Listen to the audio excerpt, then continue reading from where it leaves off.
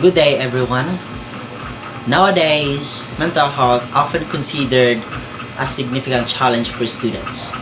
Many face pressures related to academic performance, social interactions, and even transitions to adulthood, which lead us to issues like anxiety, depressions, and stress.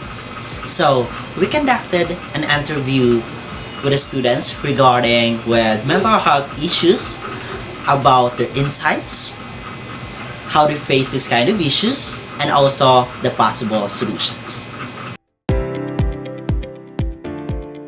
Good morning, Miss. I'm Jocelyn Erica Lauron, kanang a regular student, then B.Ed. So, mo Miss.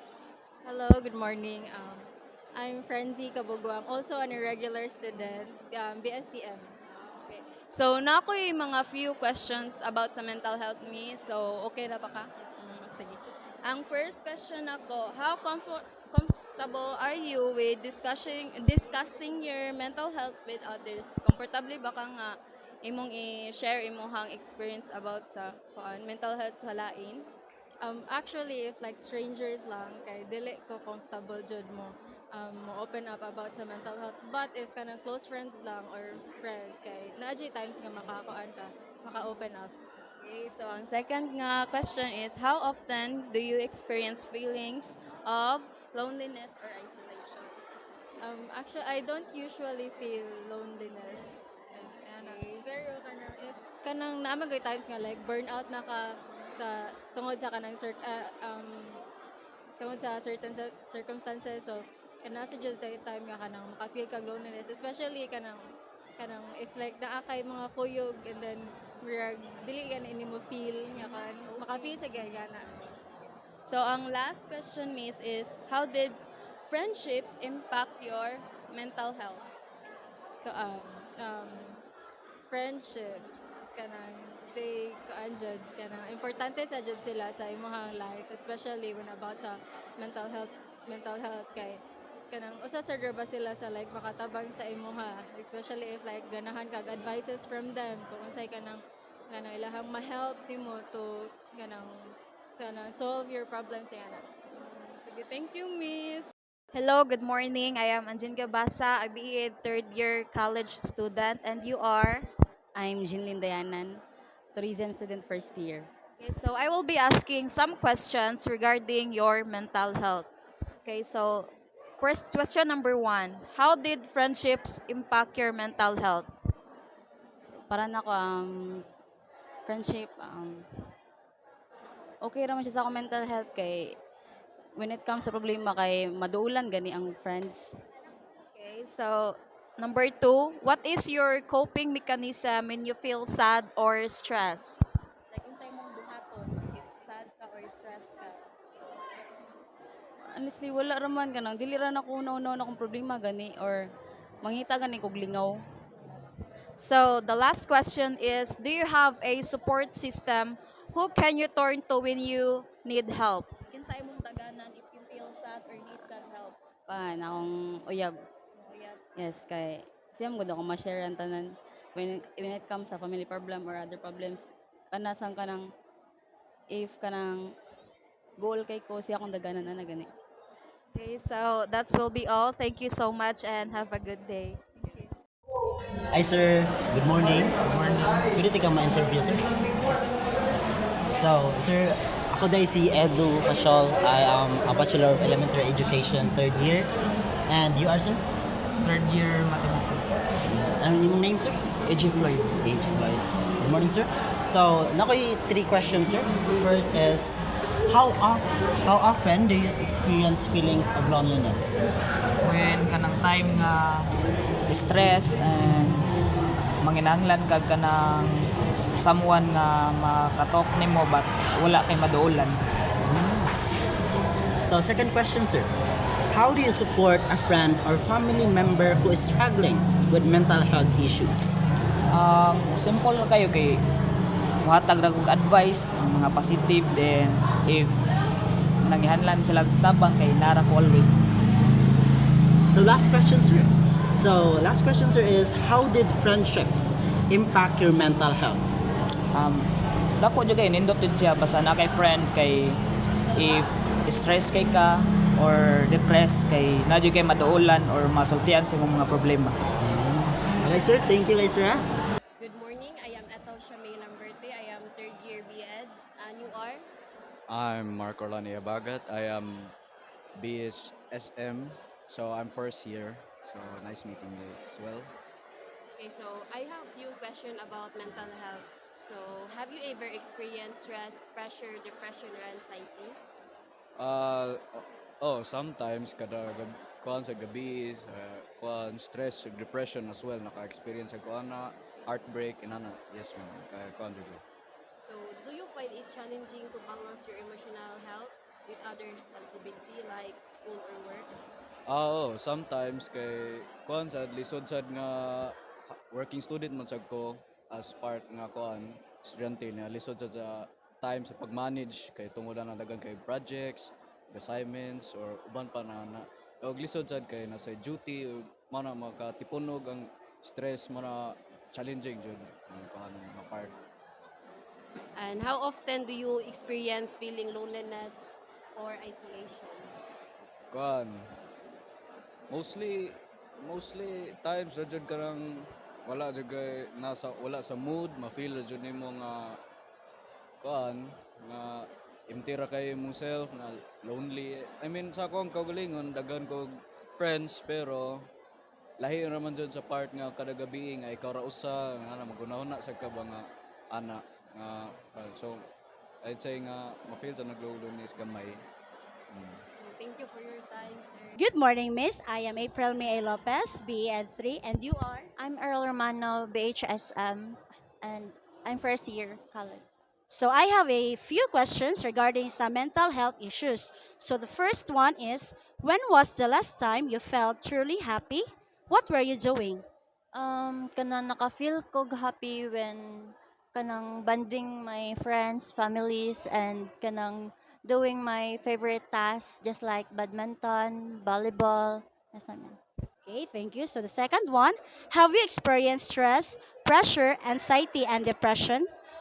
Actually, yes. I already kanang experience that kind of situations, especially kanang facing the challenges in school and kanang nag-abot ng kanang problems, family problems, school problems, and selfish kanang kuan. Okay, last one. What is your coping mechanism when you feel sad or stressed? Actually kanang kung maka-feel ko gingana na kuan kay akong buhaton ra jud kay number one kay maligo para matangtang ang mga problems sa akong kuan nya.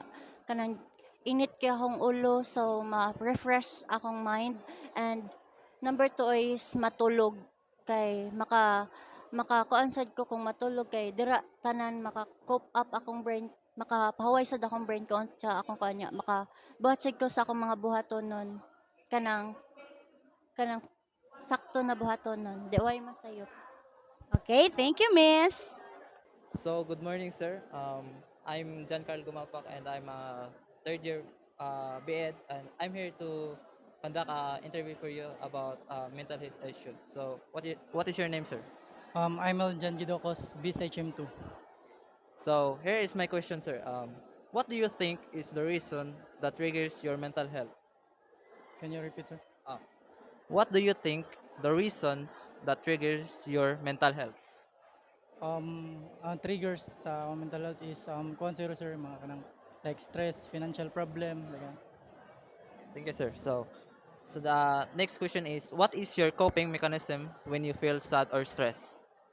coping mechanism nako is mo kuan lang ko kanang sports like basket, ipagawas na ako digto akong ka stress. Thank you. And the last is, do you have a support system who can turn you to when you need help? Support system. Yes, like family or friends. Yes, I have family pero dili sa na usay dili na ko share nila ang kanang mga problems na makayar na pero okay ra. Thank you, sir. So good morning. I am Elizabeth Bilaraga, third year BEd, and you are? Julian Aigalon, first year PSTM. So I have here a few questions about mental health issue. So how how comfortable are you with discussing your mental health with others?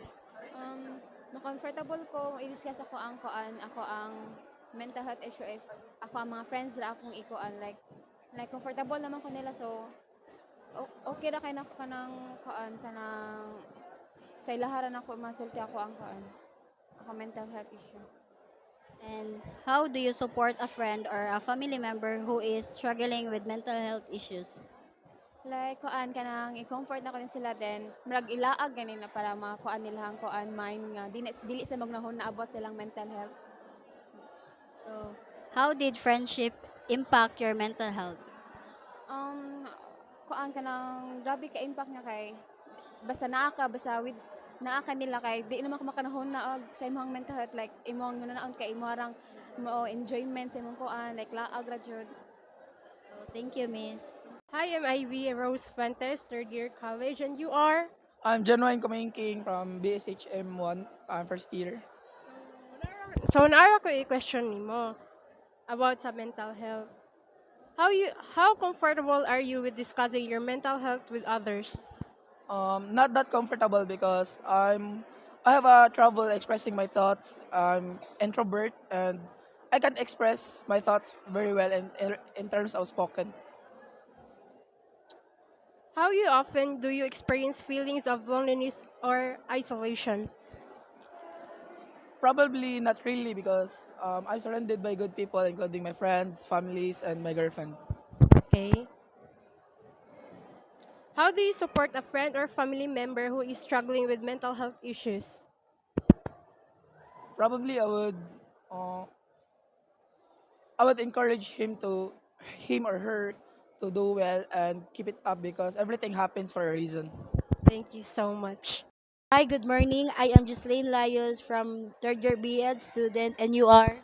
I am Daniel Iser Espinosa. I'm a BSHM student and I'm first year. So I have a few questions here regarding to mental health. So first, do you have a support system who can turn to when you need help? Yes, I have many persons that I can turn to need help like my family and friends. Second is, how comfortable are you when discussing your mental health with others? Um, my experience with explaining to them is easygoing if they can understand me.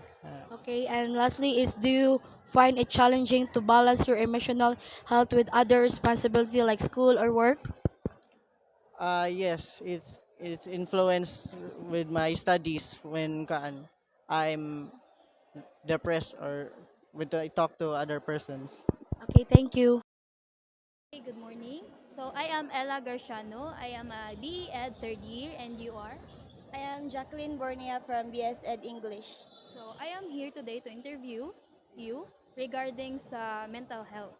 So the first question is, have you experienced stress, pressure, anxiety, or depression? Yes. Okay, so what do you think the reason that triggers your mental health? The reasons that can trigger my mental health is kasi ang mga problems sa balay mo na. So, do you have a support system who can turn to when you need help? Yes, my family and friends. So, thank you. As we conducted the interview, we found out that every individual have different insights about mental health issues and the way they handle it. But always remember, your struggle doesn't define you. It is just part of your journey. Every step forward, no matter how small, is a victory worth celebrating. Thank you for watching.